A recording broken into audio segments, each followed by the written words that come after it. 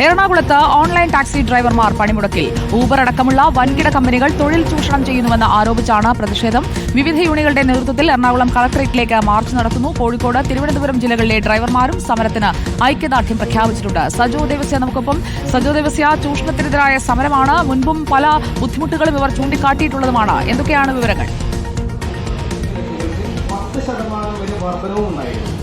സുജയ, കൊച്ചിയിലെ online taxi ഡ്രൈവർമാരുടെ അസാധാരണമായ സമരമാണ് നടക്കുന്നത്. അതായത് ഊബർ, ഓല അടക്കമുള്ള വിവിധ പ്ലാറ്റ്ഫോമുകളിൽ സർവീസ് നൽകുന്ന ഓൺലൈൻ ടാക്സി ഡ്രൈവർമാരാണ് പണിമുടക്കി പ്രതിഷേധിക്കുന്നത്. നിലവിൽ കളക്ടറേറ്റിന് മുന്നിൽ അവരുടെ പ്രതിഷേധ മാർച്ച് സംഗമിച്ചിട്ടുണ്ട്. ഇവിടെ പ്രതിഷേധ സംഗമം തുടരുകയാണ്.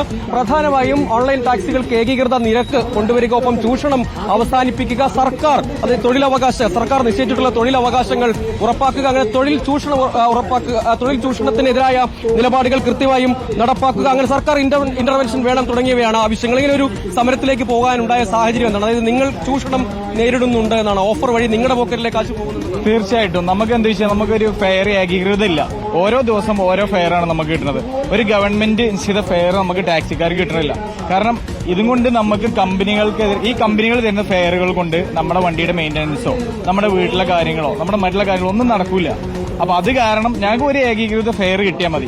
ആ ഫെയറിന് വേണ്ടിയിട്ടാണ് ഞങ്ങളുടെ സ്ട്രൈക്ക്. പല റേറ്റ് ഞങ്ങൾക്ക് വേണ്ട, ഒറ്റ റേറ്റ്. അത് ഗവൺമെന്റ് നിശ്ചയിച്ച റേറ്റ് ഞങ്ങൾക്ക് കിട്ടണം. എല്ലാ പ്ലാറ്റ്ഫോമിലും ഒറ്റ റേറ്റ്. കാരണം ഇത് പല പ്ലാറ്റ്ഫോം, ഒന്നിൽ 200 ആണെങ്കിൽ ഒന്നിൽ 150, 100 കുറച്ചുകൊണ്ടേയിരിക്കുക. അവരും മത്സരിക്കുക. പക്ഷെ അതിൽ നമ്മളാണ് കരുക്കളായി പോകുന്നത്. നിങ്ങൾ ചൂഷണത്തിന് ഇരയാകുന്നു എന്നാണോ? എന്താണ്?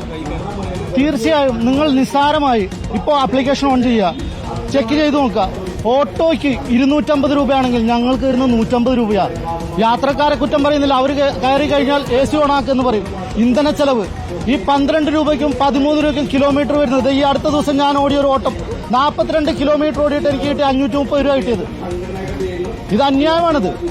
42 കിലോമീറ്റർ 1.5 മണിക്കൂർ കൊണ്ട് ഓടിയിട്ട് എനിക്ക് കിട്ടിയിരിക്കുന്നത് വെറും 530 രൂപയാണ്. ഇതെങ്ങനെ മുതലാവാനാണ്? കമ്പനികളുടെ ലാഭമാണ് നോക്കുന്നത്. അവരുടെ കസ്റ്റമറെ പിടിച്ചെടുത്താൽ നിങ്ങളുടെ കമ്മീഷൻ കുറക്കൂ. കമ്മീഷൻ കുറച്ചുകൊണ്ട് നിങ്ങൾ ചെയ്യൂ. ഞങ്ങളുടെ കഞ്ഞിൽ കൈയിട്ട് വരേണ്ട ആവശ്യം എന്താണ്? അതായത് നിങ്ങൾ ഈ മേഖലയിൽ നിൽക്കുന്ന ആളുകളുടെ പോക്കറ്റിൽ നിന്ന് കാശ് ഇങ്ങനെ ചോരുന്നു, നിങ്ങൾക്കൊരു ഏകീകൃത നിരക്കില്ല, അപ്പോൾ കൂടുതൽ ചൂഷണം ഓഫറുകളുടെ പേരിൽ ഉണ്ടാവുന്നു എന്നൊക്കെയാണോ? ഓഫറുകളല്ല. ഇപ്പൊ ഓഫറുകൾ ഡ്രൈവേഴ്സിന് ഓഫറൊന്നുമില്ല. ഇവിടെ സർക്കാർ നിശ്ചയിച്ചിരിക്കുന്ന മിനിമം നിരക്ക് 200 രൂപ 5 കിലോമീറ്റർ തരുന്നത്. നമുക്കിവിടെ ലഭിക്കുന്നത് 100 രൂപയിൽ താഴെയാണ് പല ട്രിപ്പുകൾക്കും ലഭിക്കുന്നത്. എന്തുകൊണ്ടാണെന്ന് വെച്ചാൽ കമ്പനികൾ ഓരോ കമ്പനികൾ വരുമ്പോൾ സർക്കാരിന് ഒരു നിയന്ത്രണമില്ലാത്തതിന്റെ പേരിൽ വിവിധ നിരക്കുകളാണ് ഊബർ ഉൾപ്പെടെയുള്ള വൻകിട കമ്പനികൾക്കെതിരായ പ്രതിഷേധമാണ് ഇപ്പോൾ തൊഴിലാളികൾ നടത്തുന്നത്. പ്രതികരണമാണ് സജോ ദേവസ്യ പ്രേക്ഷകരിലേക്ക് എത്തിയത്.